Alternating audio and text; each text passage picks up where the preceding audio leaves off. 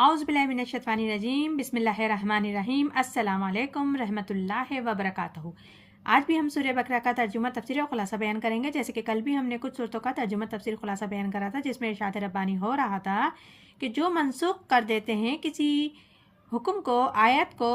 تو اس کو فراموش کر دیتے ہیں، لے آتے ہیں اس سے بہتر۔